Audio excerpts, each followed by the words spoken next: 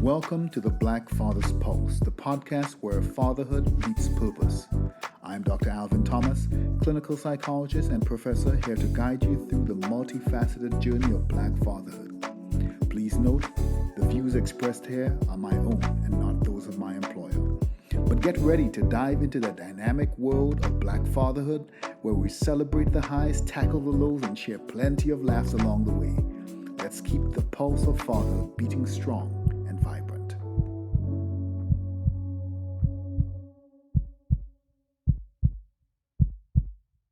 A community can be deeply engaged, aware, voting, organizing, showing up to town halls, and still lack the power to shape policy, budgets, and institutional priorities.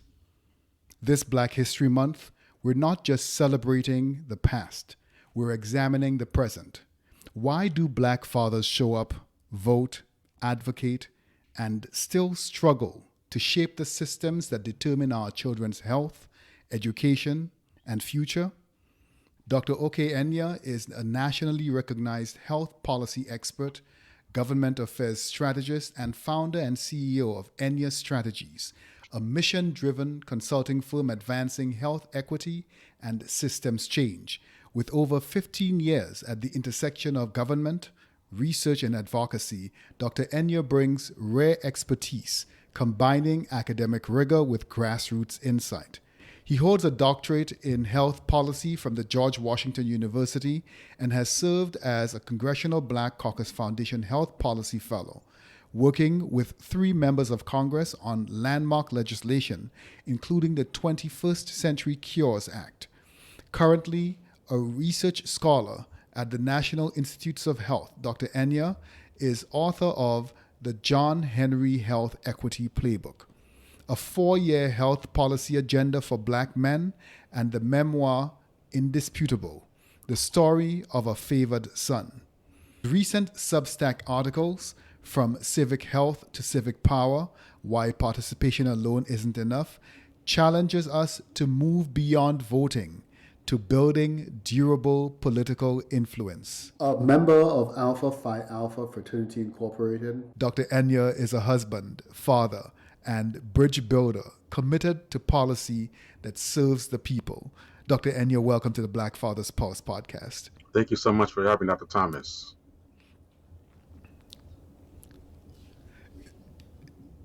So, Dr. Enyia, we could jump right in because I'm really looking forward to having this conversation. We've been doing some background conversations, kind of preparing ourselves for it.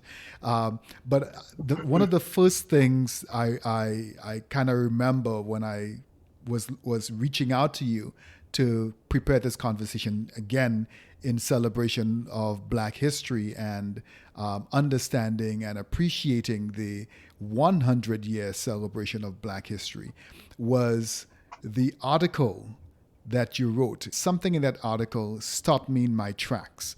And the line was, Black communities, especially Black men, are often highly civically engaged, yet we continue to see underfunded health systems, disinvested in prevention, policy decisions made about communities rather than with them.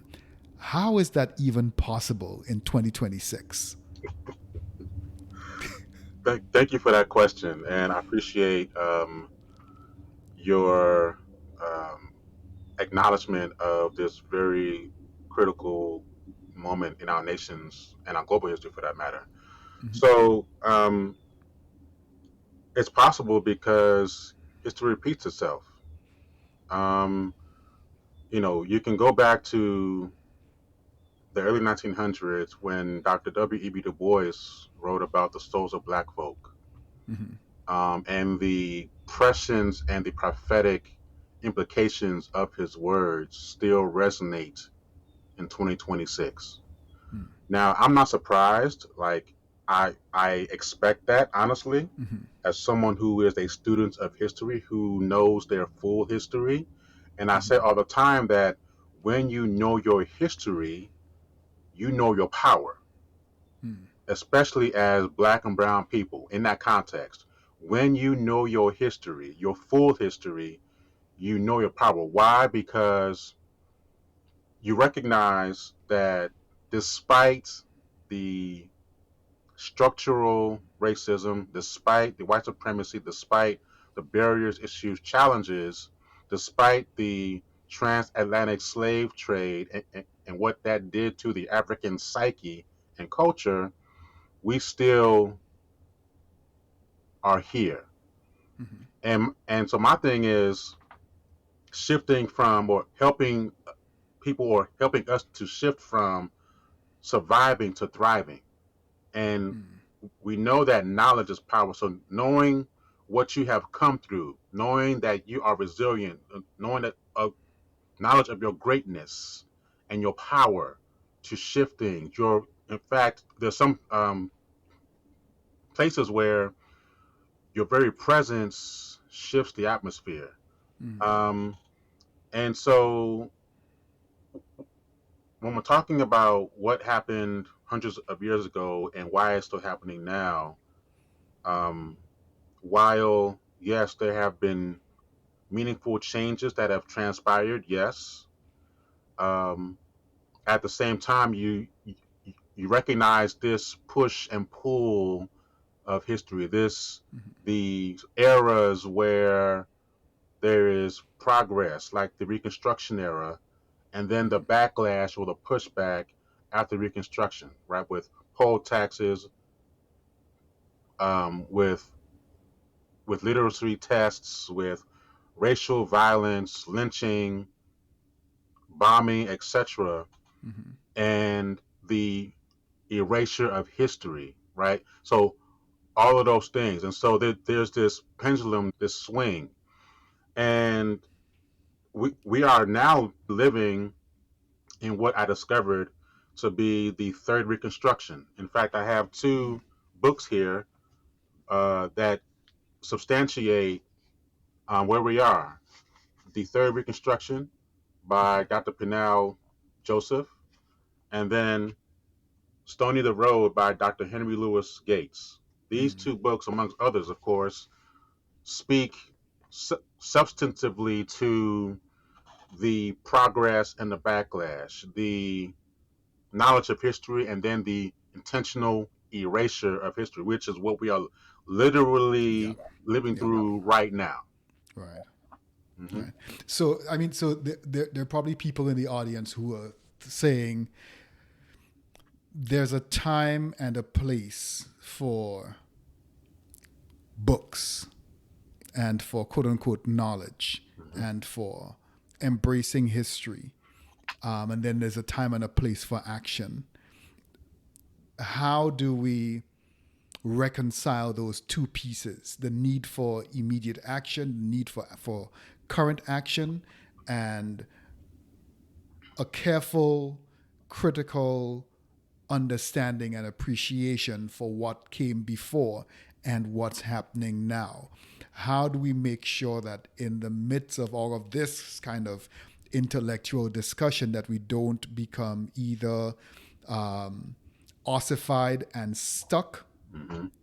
in thought, and so we don't make any big moves that Hmm. changes history for us, or we become so disillusioned with all of the conversation that we act rashly Right, and out of timing and without proper awareness. right. How do we balance those two ends?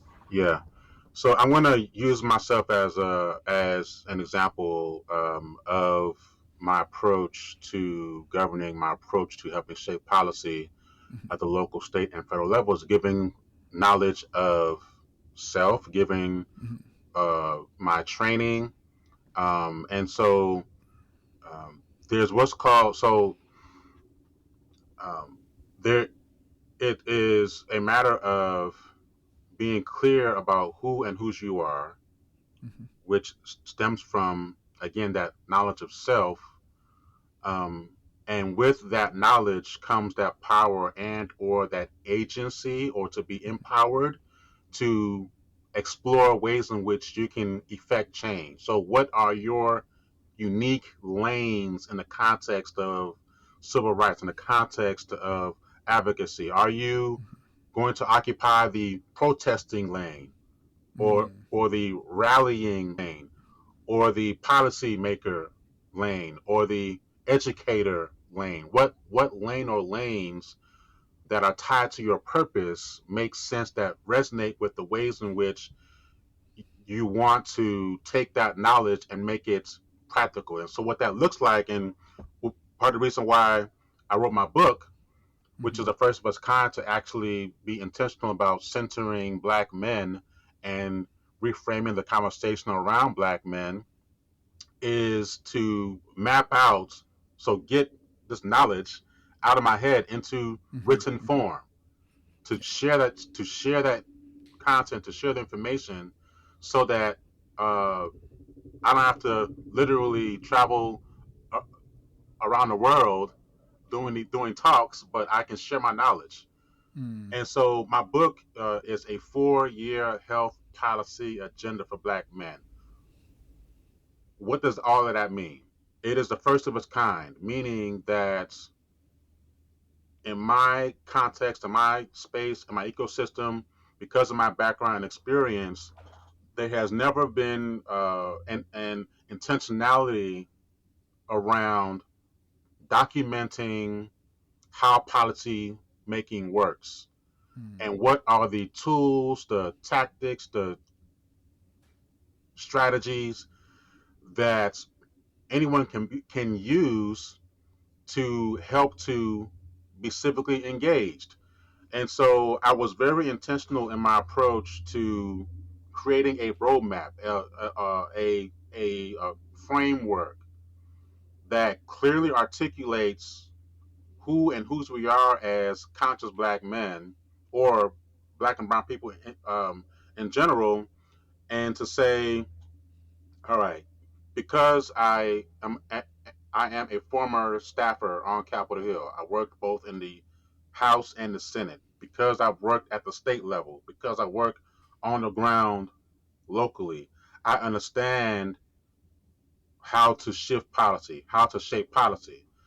So the question then became, how do I translate this knowledge and make it very practical, so that whoever picks up this book can hopefully see themselves somewhere in the book and be encouraged and equipped to reach out, to collaborate, to partner, to build relationships, etc., so that you are part of the broader civic engagement process, which is not just voting, it's also attending town hall meetings, calling your local elected officials, emailing, posting online, calls, having these types of conversations. So those things and more, I argue that it is part and parcel of the broader civic engagement approach or framework to help you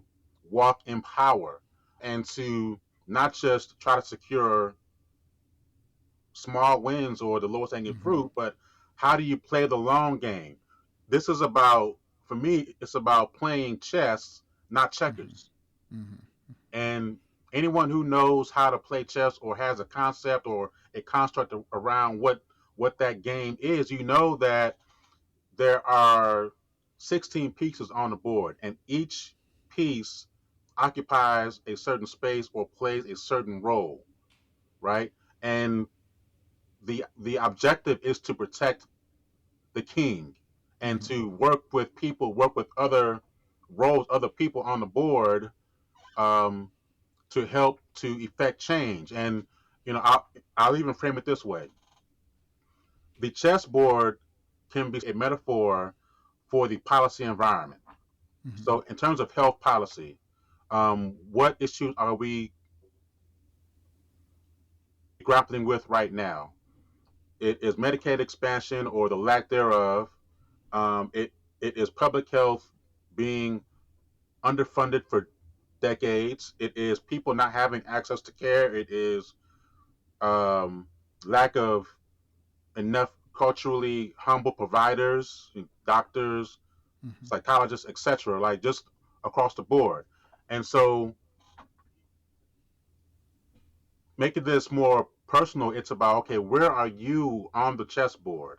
Are you a pawn? Are you a knight, a queen?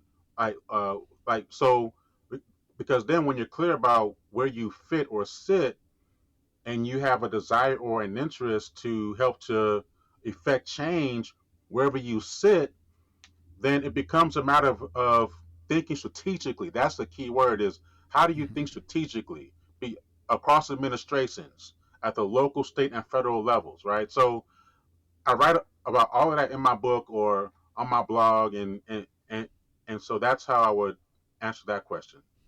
So what I hear is everybody cannot do everything. Correct. There are specific lanes Mm-hmm. that different people, based on interest, based on societal location, based on geographic location, based on socioeconomic status, based on a number of different things. Mm-hmm. There are specific things that you have a comparative advantage Mm-hmm. in being able to do. So, for example, you have a comparative advantage in being able to sit and function in policy spaces, to be able to do that kind of moving around at that high political level if you wanted to.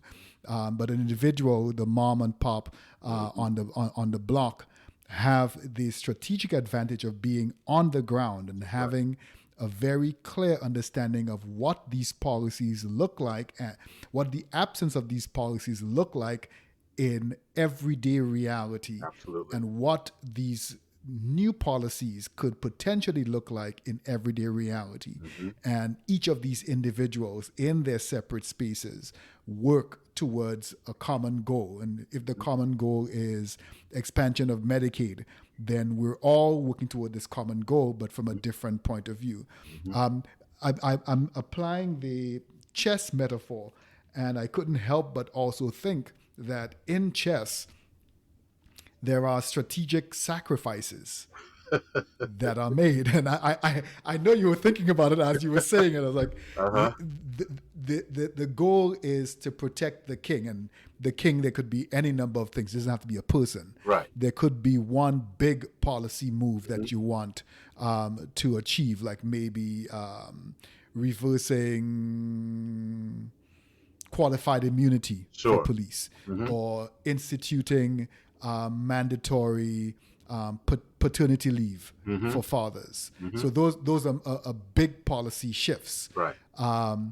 But there might be smaller policies that you might be willing, at least for now, in Right. this current game, to allow to be jettisoned, to be put aside for later, if we can make big moves on this particular policy. Correct. So I will sacrifice any forward ground on this other policy if it's going to allow me to make a bigger move on a bigger, wider, sweeping policy. Correct. Doesn't mean that we can't come back in a second round of the game Right. to now push this originally sacrificed policy, push it now to the top, and sacrifice or jettison another policy later down the Right. road.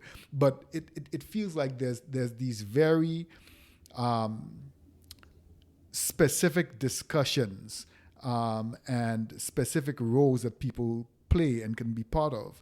But often I think there's the discontinuity in communication. Yes. So the individuals who are in the White House spaces and in the legislative spaces in the state legislature are not often hearing the voices of the individuals who are on the ground, the grassroots people.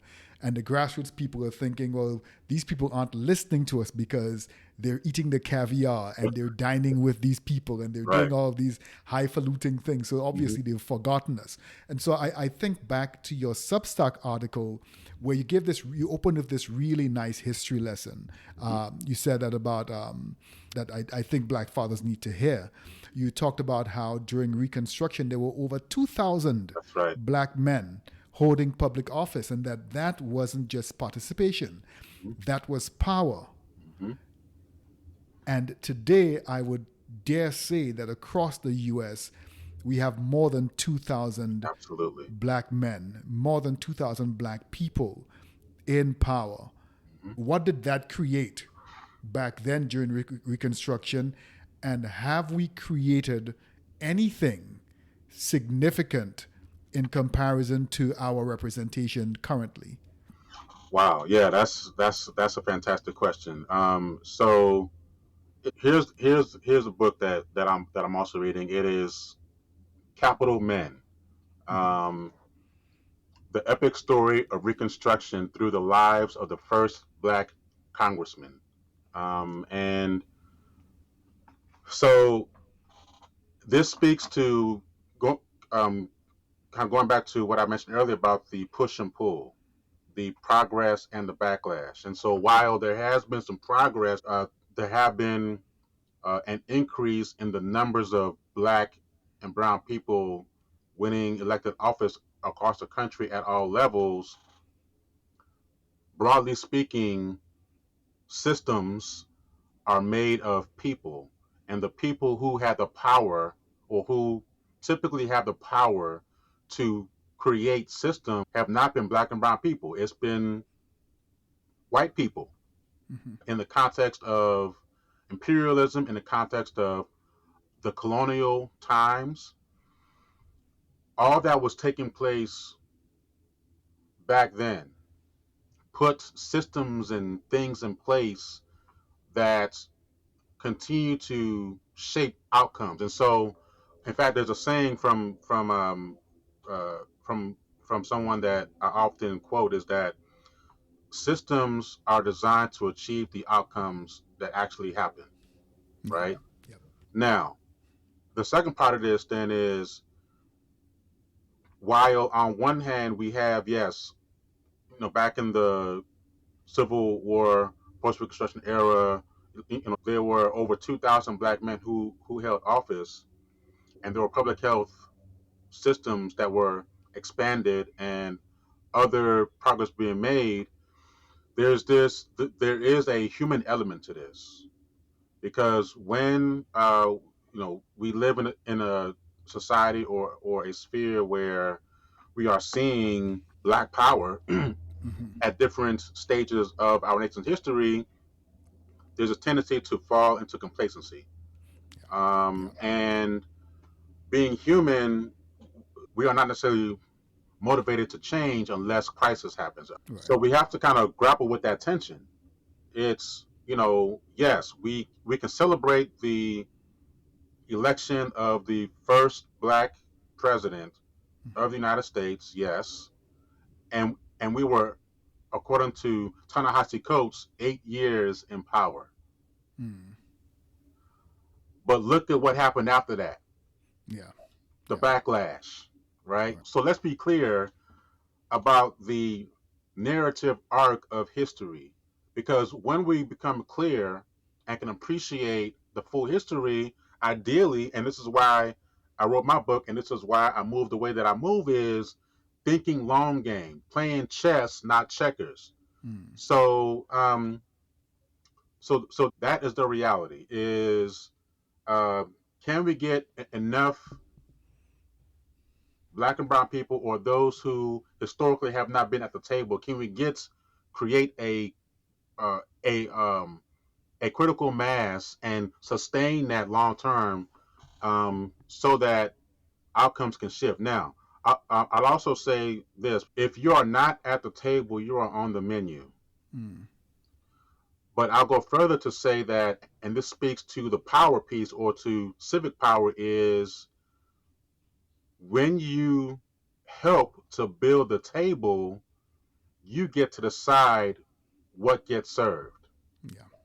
So that's where I'm at in my shift about, okay, while it's nice to get to the table, but when you get there, do you actually have a credible voice? Are you actually listened to? Are you, like, Right.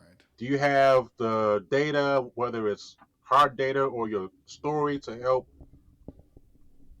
convince uh, staffers on a hill or staff at the state level about how you want to see things change?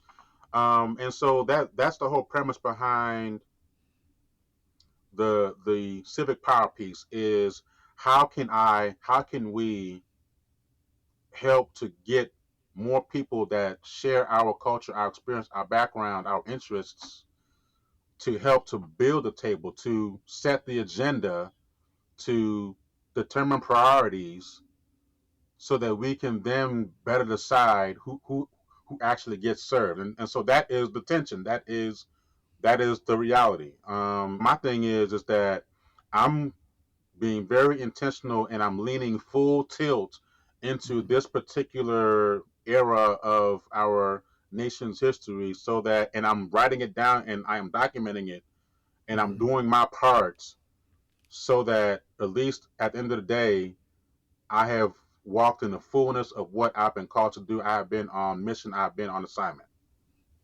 Thank you so much for that. If our listeners are wondering why this seemingly high level conversation about history and policy, it's because policy influences biology. Policy is directly connected to things like stress, lack of healthcare access, environmental racism, institutional racism. Those are all related to discriminatory policies, and those are all related to shortened telomere length. And telomere length essentially is the code, the messaging in your genes, the basic building block of the human body. It's the code that exists in every one of your cells that tells your cells to continue to replicate and for how long to replicate. And why is that important? When your cells get to the point where the replication element ends, that is called death. Death. So the shorter your telomere length, the shorter your lifespan, the quicker you die.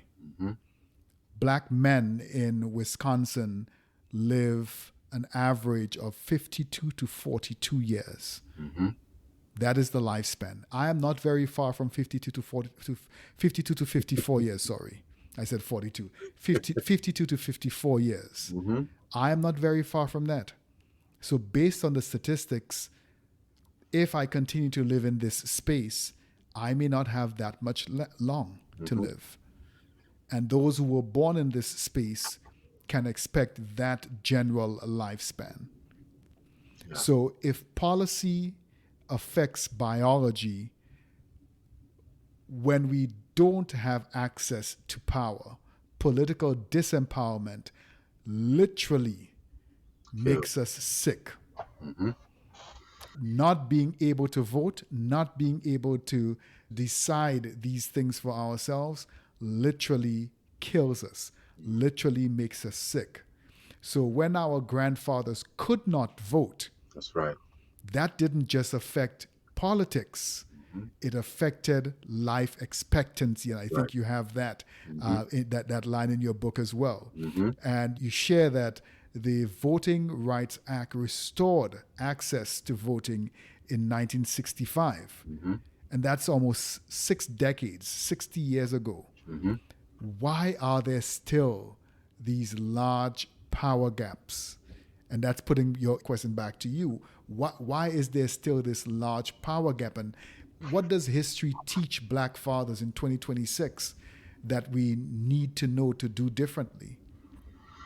Yes, that is a critical question, and I will respond using a quote from one of my mentors, Dr. Matthew L.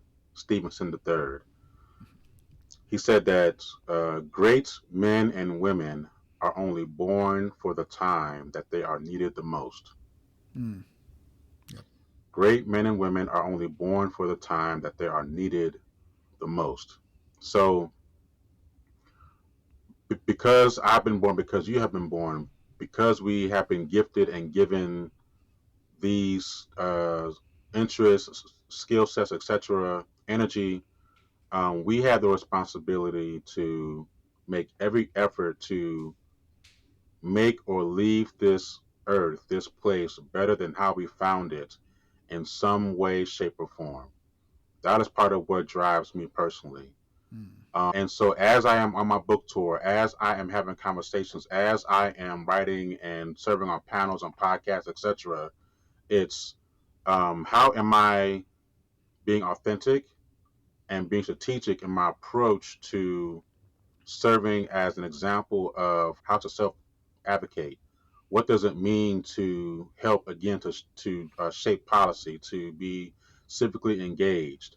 And so my book, it looks to reframe the narrative around Black men to shift from a deficit framed approach or a pathological framework to an assets based or a strengths based framework, so that it gives us as Black men, as Black fathers, Black people, agency, language, context, content that can help shift your thinking around where you sit in the world. And as a consequence, and so because you are actually seeing yourself in this writing, in this experience, in this person, and you see that they, despite what they've had to go through, is thriving, that gives you hope, that gives you encouragement, that gives you some sense of clarity and resolve to keep going. And I'll also note that it is important to take what I frame as uh, strategic rest. Rest is resistance. There's a book by her name is Trisha Hershey, I think. It's titled Yeah. "Rest is Resistance," right? And so Yeah. it's again, how do you decouple from the over functioning, the over compensation, the need to prove yourself, the need to be double, to be respected as half as good, right? Quote unquote. Um, how do you be more intentional about your self care and your soul care regimen? Meaning, for me personally, it's about talking about my own experience, having grappled with depression, anxiety, racial trauma, microaggressions, uh, life experiences, different types of environments that I've been the only or one of a few Black men in the room, where I'm trying to shape policy and trying to, work both the inside game and the outside game. And I can get to that later, but it is all that. And then to your earlier point about the ways in which, and I'll map this to the John Henry metaphor, the mountain that John Henry drilled through to beat the train or the machine at the cost of his life, that mountain is a metaphor for a plethora of things. One of which is chronic stress, racism, systems of oppression.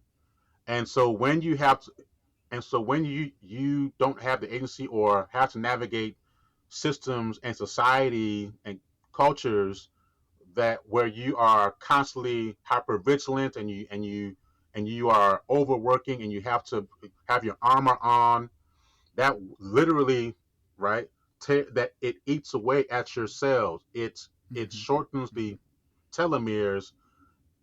It impacts every system in your body, every organ in your body, which is why we have the long-standing, entrenched, stark disparities across race and ethnicity now. The good news, I'll say that, for me, and this is based on my own experience, is having a robust or building and having a robust self-care and soul care regimen. What do I mean by that? It includes journaling on a daily basis, breath work, yoga, mindfulness, prayer, meditation, the gym, those things that bring you joy, coupled with seeing a Black male psychologist on a regular basis. I've been seeing my own Black male psychologist for the past 8 years on a at least once a month. I also have an executive coach Mm-hmm. to help me process my emotions, to give me language and context for what is happening in my life as a husband, as a father, as a son, as a co-worker, etc.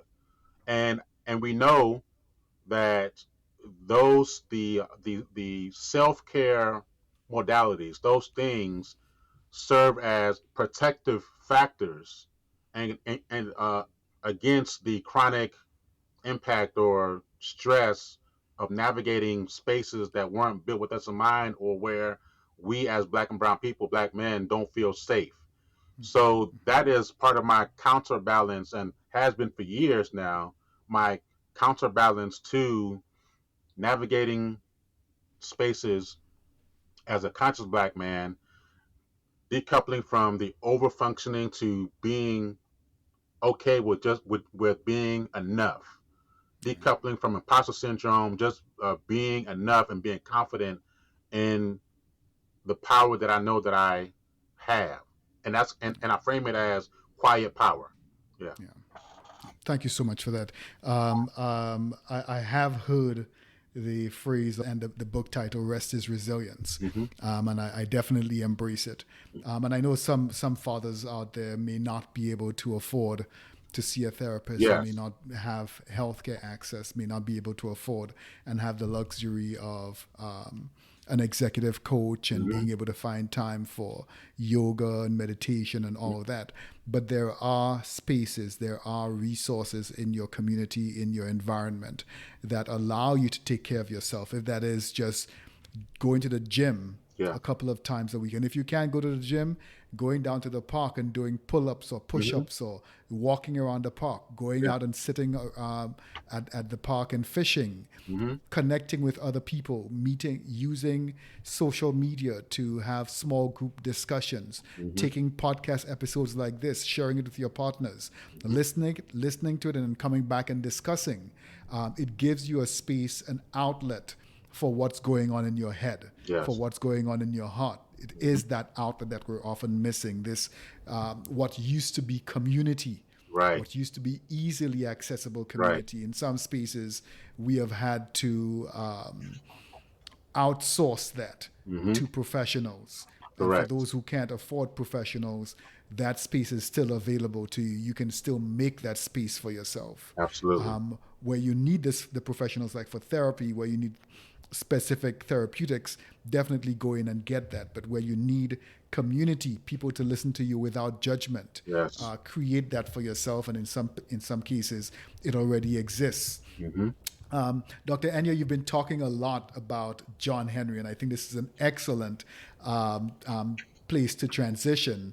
Okay. You talked about the metaphor of the mountain in John Henry's story.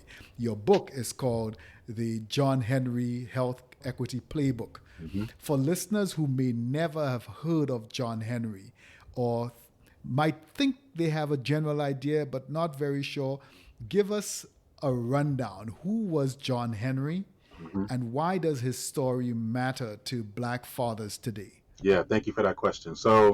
So as I was doing the research for this book, I actually discovered that there were two real life John Henrys. Oh. Yes. So the first John Henry was a 19-year-old convicted felon, um, that was released from prison to enter what was called the convict leasing system in the post Reconstruction era. So, Neo and slavery, essentially. yeah, right, right, exactly. Right, right. Conflict convict release system. Other words, hire a slave. Yes. Okay, So go on. exactly. So to keep black men in their place, to keep the labor available, the convict leasing system was put in place to help to build the American economy during that time. And so, from a conceptual perspective, the idea of the strong, viral black man, who was just good for labor and work, was permeating that time very uniquely in that there was a need for the people in power to create a way to exploit our work, our labor as black men. Mm-hmm. So John Henry was released from prison to work on a railroad um, in the Midwest, but he was part of a broader system, a broader culture, a broader dynamic of hundreds of thousands of black men being relegated to that type of work. So while there was an actual person, broadly speaking, it spoke to those times. Mm-hmm. Fast forward into the 1970s, there was also a John Henry Martin, who was a North Carolina sharecropper. He was born in 1907 and he died in 1978, I believe. And a colleague of mine, Dr. Sherman James, who actually came up with the John Henryism hypothesis, he interviewed John Henry Martin Oh, because he was wow. interested. Yeah, because and he interviewed John Henry Martin when Dr. James was a graduate student and he was working on Mm. his doctoral work. And so, in the course of that interview, in the course of that particular time period, Dr. James found it very fascinating that he literally discovered a John Henry Martin who embodied or had a similar experience with the John Henry in the 1800s, who was symbolic of the broader John Henrys Mm. at that time. Now, with John Henry Martin, what happened was that um, he wanted to get his family out of debt. So Mm-hmm. he was a sharecropper, but he was unique in that he actually was able to get his family out of debt, but it cost him his health. Mm. So he suffered from arthritis, from peptic ulcers, again, stress, right? Stress can cause Right. ulcers, right? All of that to say that the John Henry legend story stems from the fact that the black man was tasked with racing a locomotive, a Mm. train through a mountain. Mm. He was drilling and he beat that train, but at the cost of his life. And that is symbolic of, or a metaphor for, the ways in which systems impact health and other social drivers of health, and it's carried forward. On a more personal, practical perspective, it's getting clear about how I've been shaped, my upbringing, my experiences, how I need to decouple from over functioning and Mm. hypervigilance and imposter syndrome, to get to a place where I can walk in the power of being or belonging without bracing or without this threat. And again, which is why the whole John Henry story resonated and made sense, was because of my own lived experience. So part of what I want to carry forward is to give language and context uh, around who we are as black men, but to also offer policy and practice recommendations and the power of storytelling to say, okay, this was what was happening back then. Yes, it's still happening now, but I now have language and context to be able to shift things and to work and to move in a different way. So thank you very much for that. In your Substack, you talk about, in fact, you're right that the legend of John Henry mirrors a recurring expectation placed on black communities. Mm-hmm. And that expectation is work harder, participate more, endure longer without structural support. Mm-hmm. And I feel like I'm looking into a mirror Mm-hmm. because that has been the story of my academic life. Mm-hmm. And as I look back at my academic life, I see the successes, but I realize that I have paid a heavier price than people who don't look like me. Correct. And the rewards that were promised to me pale in comparison to the rewards that are offered to people who don't look like me and who worked half or sometimes less than half as hard, who endured less than I endured, who participated less than I participated, and yet benefited from the system, benefited from the machine that is academia, the machine that is society. And as fathers, we feel this. I keep hearing fathers say, I will do anything for my family. Sure. I will do anything for my child, which is fine. But the anything usually means working jobs that will put me at risk, working hours that will put me at risk, taking risks that puts my mortality at the top. We're told to be at every parent-teacher conference, Right. every community meeting, every voting booth, and we do it, but we're still exhausted. We're still losing. What then is the solution? How do we avoid John Henry's fate? How do we win without dying in the process? That is the question. And Yes. there's no one solution. I always argue that it is a multifaceted approach. It is a multi-level, a multi-level interventional uh, approach, and I think it gets back to when we get to a place where we recognize what is happening and we're clear about what's been happening. The question then for me becomes, okay, what all can I do now without overextending myself, without incurring the emotional tax? Because what we're also speaking to is the emotional labor of seeing all of these needs and navigating these spaces, but feeling disempowered or powerless and with no agency to be able to not react but to respond. And the way that I would answer that question is for us to continue to do what we are doing now, is to have these conversations, but also think strategically. So for me, I am a systems thinker.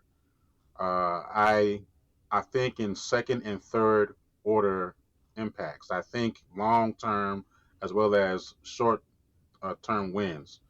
I think as an architect, as a governor, as seeing all of the, again back to the chess, seeing all of uh, the roles or the positions, the players on the board, and it comes with a shift in thinking. And another critical element of this is what we shared earlier, is the self-care and soul care piece and the rest piece, and continuing to do those things, but also taking it further to say, okay, now that I am where I am today, what are the ways in which I can codify, I can institutionalize my lived experience, so that in some way, shape, or form, again, I've made this place or this person better than how I found them. The way that I've stayed grounded and rooted in all of this is to be very clear on my assignment, to know that while I'm on this earth, this is part of my assignment. Here are the ways in which I can give back and lift as I climb and make it easier for others to occupy spaces and to walk in the fullness of what they have been called to walk in. So I know that that's not necessarily like a like a silver bullet question Right, answer, right. um, but I think it's a authentic, real response to a very complex, sophisticated dynamic. So you actually provided five very tactical strategies Okay. in your Substack Mm-hmm. article, and we will actually close with you exploring those 5 strategies. But before we do that, I wanted to, because we're kind of pushing on time now, Mm-hmm. and I want to respect your time. But I want to go back to a conversation that we had even before we jumped on here about John Henryism, and just the knowledge of that myth or of that hypothesis. I went to Morehouse College, an HBCU. I know most of my friends who went to HBCUs know the story of John Henry, and can tell you what the applications are to the story or the myth of John Henry. Mm-hmm. Very few people outside of the HBCU experience know the story. And we were just talking about an experience that you had Mm-hmm. coming to terms with the fact that this is not as widespread as I thought it was. Mm-hmm. This being the celebration, the 100th celebration of Black History Month, I think back to a parent child dynamic I had the privilege to observe, where a black parent, was explaining to her son about the struggles that black people go through. Her son was probably about 14, 15, and explaining to him about Martin Luther King and the struggles and the fight and all, Mm-hmm. Malcolm X and all of that. And her son was pretty annoyed, pretty perturbed by it. And his response was, well, that was then. This is now. Yeah. We live in a different time. What does that have to do with me? That's just history. So, thinking of that against the backdrop of what you were just describing, this absence of awareness of something as basic as John Henryism, Mm-hmm. what does that tell us about the work that needs to happen? That we have a lot of work to do. That we still have a lot of work to do. Right. That's the concise answer. Is that given where you are, given where you sit, what are the ways in which you are trying to educate, empower, and equip those within your sphere of influence? Mm-hmm. And so, but it is those gaps, it is those challenges that actually serve as motivators for why I and we do what we do.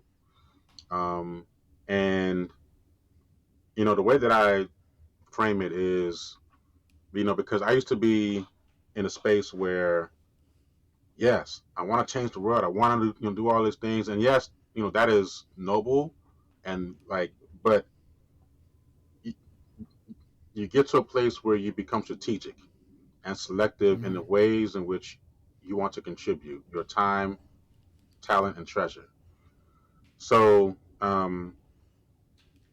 I'm going to continue. And again, this is part of the reason why I wrote my book, because there was those gaps. There was a need to continue to educate, to continue to talk about this very important history, and to contemporize it. So, because I think another layer to this is, when history isn't contemporized, where the dots are connected to your lived experience and your lived realities right now, that's where we miss the boat oftentimes. And so part of my challenge has been, as a public speaker, as a scholar, as an intellectual, as an expert, is how can I take this John Henry metaphor and make it make sense for anyone, make it real, make it relevant, grapple with it to get the messaging, the framing, the narrative to a place where it resonates, it lands, it helps people see themselves somewhere in the text, in the story, right? So it's actually beyond just race and gender. Uh, it it it is fundamentally, from a psychological perspective, and a sociological perspective. How are you showing up as a person? Um, what are the ways in which you might be overextended? Um, how are you trying to manage your time, your energy? How are you trying to disrupt, dismantle, and or transform systems that don't work, or um, create barriers and such? So that's, I recognize the challenge. There's always going to be a need for people like us to do what we do. We've been built in times like these Hmm. because we've been built for times like these. Yeah. All right. So, Yep. mhm. Agreed. Agreed. Thank you so much for that. So in your article, you lay out, you kind of outline 5 strategies to move from participation to power. So let's kind of rapid fire through them for fathers who are listening. Give you about 30 seconds to respond to each strategy. So strategy 1, build civic infrastructure, not just turnout. What does this look like for a father who wants to start today? Yeah. So the tool is community policy fellowships and leadership pipelines for Black men. And so what that looks like is supporting year-round civic organizations, investing in policy education, not just voter education, and normalizing local governance participation, meaning serving on boards, on commissions, and councils. And strategy 2, institutionalized civic engagement as a health strategy. So you say that voting is a public health indicator. Could you explain that a little bit more? Yeah, so we know that those communities that are more civically engaged tend to experience better health outcomes for several reasons. One is that those communities that are more educated, that Mm-hmm. make more money, um, they have more knowledge, and live in a space where they have more agency to build relationships, or to be involved. They're able to connect with elected officials with their needs and concerns on a sustainable basis. And so, because of that steady engagement, the elected officials have the information, the knowledge about what is happening on the ground to help them shape policy that can hopefully effect change. And so, part of what that looks like practically is to embed civic engagement into health systems, and I'm part of some work that's being done there now. Fund community-based organizations as health partners, and then treats policy advocacy as prevention work. Excellent. And strategy 3, shift from reactive to strategic engagement. How do fathers move beyond just showing up when there's a crisis? Yeah. So get into a place where you're able to actually track budgets and not just bills, because the Mm. budgets are a picture of what you find important. Budgets are what you prioritize. Mhm. So it's important to attract the bills, but also, where is the money going? How is it being Mm. allocated? And then also, after that bill is passed, for example, the uh, the, the next step is implementation. So what does that bill look like practically? How is it actually making a difference on the ground? And then also, just to stay engaged after the elections. Yeah. It's not this one-off type thing. It's actually Right. long game, sustainable, right? That's the thing, is don't just vote and then bounce, but actually, how do you build the relationships and the partnerships long term, so that your voice is heard and you're able to help to build a table to help decide who gets served. Excellent. And the fourth strategy, play the inside outside game. This is your congressional experience talking, but what's this inside outside game? So the inside strategy um, is becoming an expert in some area, and as an expert, what I mean by that is your lived experience. Like, Right. how are you able to articulate and or share your lived experience in a way that resonates with key decision makers, or is timely, right? So the inside game is your lived experience or your policy expertise, your training. It is the relationships, and it is governance, knowing how the policy process works on the inside. The outside game is the outside pressure, meaning uh, the community. How is the community engaging? How is the community partnering? How are we organizing? What is our narrative power? What is our messaging? How are we going to communicate our needs to people on the inside to help them on the inside shape policy? Thank you so much. And the fifth strategy, measure power, not just participation. What should fathers be tracking to know if they're building power? Follow the money. Where is the money going? What programs have been put in place? What institutions have been created or sustained? And who is at the table? Those are metrics or ways in which you could measure progress or success. Is where is the money going? What programs or interventions have been put in place? And how do you make sure to hold people accountable once they get into office based upon what is being measured? Because I'll also add that one cannot measure what one cannot improve what isn't measured, and what is measured oftentimes is a political decision. It is a policy decision as to what gets measured. So if you're making a conscious decision to measure something or not, that will impact the case that you are trying to make when we're talking about power and how to shape policy.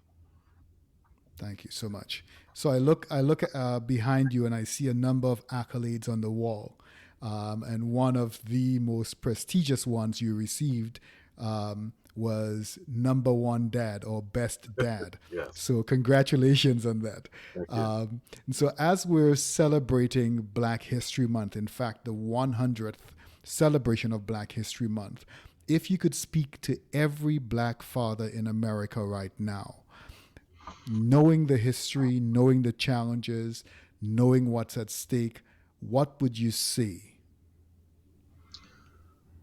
To shift to a place where you stand in the fact that you want to give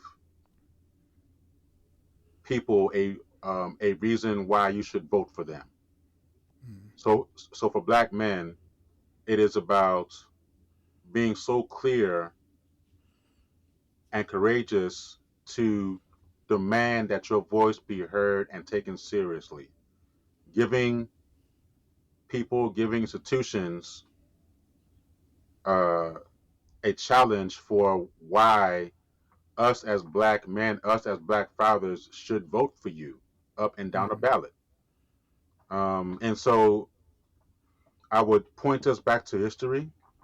Um, we have been here before. We know what this looks like. There's no excuse, frankly. At this stage, I am moving differently. My mindset is different, but that's the reason. But that is the other reason why I am sharing what I'm sharing, because I had the blessing and the opportunity to be poured into, to receive all of this information, and then package it in ways that hopefully resonates and are timely for the different audiences that I'm trying to reach. And can you share with viewers and listeners where they can find your books, where they can follow you, where they can get some of this information that you've been sharing? Absolutely. So my website is EnyiaStrategies.com. That's ENYIA strategies.com. You can find both my books on my website. You can find my books on Amazon. I have a soft cover and a audiobook and an ebook, but my audiobook is coming soon. So for those who want to read on the go, I'm going to have that available at some point soon. My socials, you can find me at Enyia Strategies. You can find me on LinkedIn, YouTube, TikTok, IG, Facebook. You can Google me. I'm there, and I'm happy to serve in ways that hopefully are a blessing to your life. Thank you so much, Dr. Enyia, for your time, for your scholarship, for your service, for this really necessary work that you're doing. Yeah. And I think for me, the lessons that I take away from this conversation are that participation is necessary, but power is the goal. Mm-hmm. Political disempowerment literally makes us sick, literally kills us. And Black fathers must teach the next generation not just to show up, but to govern. I'm going to say that one again. Black fathers must teach the next generation not just to show up, but to govern. So please go out there, read Dr. Enyia's Substacks, get that book, get both books, share with other people as well.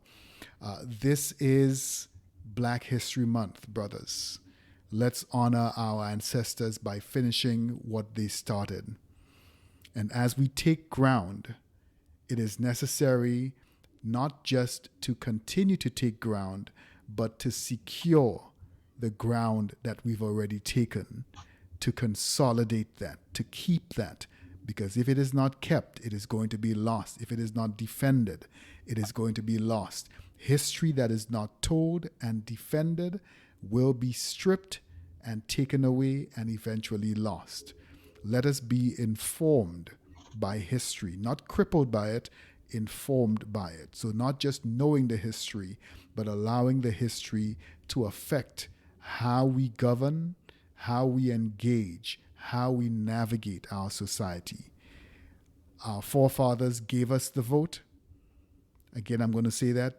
Nobody gave it to us but our forefathers through their struggle, through their blood, sweat, and tears. Our forefathers gave us the vote. And now we must take the power, not just for ourselves, but for our children. This was the Black Fathers Pulse podcast.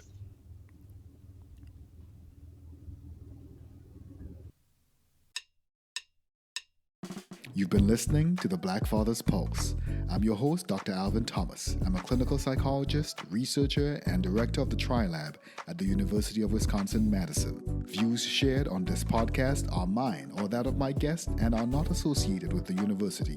Original music for our series was composed and performed by Micaiah De Silva, artwork by Isabella Acra. The podcast is produced by me and is supported by the kind contributions of you, the public, and advertisers. Follow me on Twitter at Dr_AT758, that's Dr_AT758, or the Black Fathers Pulse podcast on Instagram and YouTube. Subscribe to the Black Fathers Pulse podcast wherever you do your podcast listening, and don't forget to share and leave us a positive review.